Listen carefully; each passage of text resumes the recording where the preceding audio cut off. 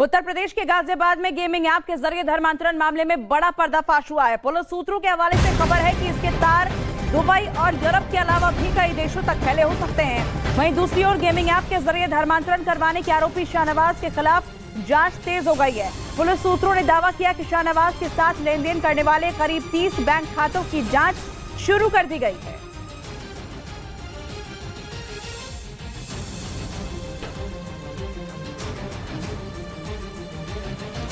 क्योंकि सूत्रों के मुताबिक धर्मांतरण करवाने का आरोपी शाहनवाज उर्फ बद्दो जिस ऐप को अपने साथियों के साथ खेलता था, उसमें भारत के अलावा दूसरे देशों के युवा भी शामिल थे।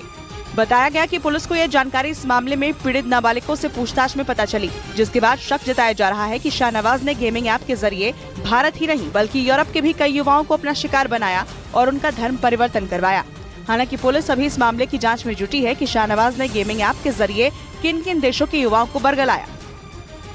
और इधर दिल्ली के पास गाजियाबाद में गेमिंग ऐप के जरिए धर्मांतरण केस में एक के बाद एक नए पर्दाफाश हो रहे हैं। पुलिस सूत्रों के हवाले से खबर है कि इसके तार दुबई और यूरोप के अलावा भी कई देशों तक फैले हो सकते हैं। इतना ही नहीं, पुलिस सूत्रों के मुताबिक इस मामले में विदेशी साजिश की भी आशंका जताई गई, जिसके बाद शाहनवाज के साथ लेन देन करने वाले करीब 30 बैंक खातों की जाँच शुरू कर दी गई।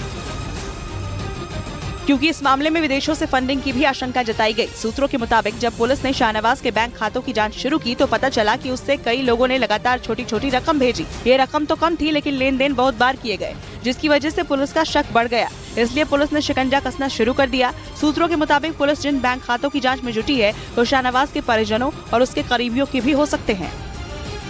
और उधर उत्तरकाशी में पुरोला और आराकोट में कथित लव जिहाद की घटनाओं का विरोध तेज हो गया, जिसके बाद गंगोत्री धाम में बाजार बंद कर दिया गया। उनकी मांग है कि बाहर से आकर दुकान लगाने वाले लोगों का वेरिफिकेशन किया जाए। वेरिफिकेशन न होने की वजह से व्यापारियों ने बाजार बंद रखा,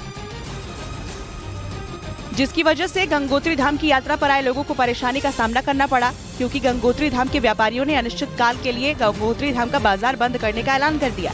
साथ ही व्यापारियों ने कहा कि जब तक प्रशासन उचित कार्रवाई का भरोसा नहीं देता तब तक दुकानें बंद रहेंगी। हम अनिश्चित काल के लिए है मार्केट बंद कर रहे हैं जब तक जो है इसमें ठोस कार्रवाई नहीं की गई, क्योंकि उनके मुताबिक बाहर से आने वाले लोगों का वेरिफिकेशन नहीं किया गया, जिसकी वजह से बाहर से कुछ लोग आकर दुकान लगाते हैं जो कि धाम के नाम पर कई तरह का गलत सामान बेच रहे हैं।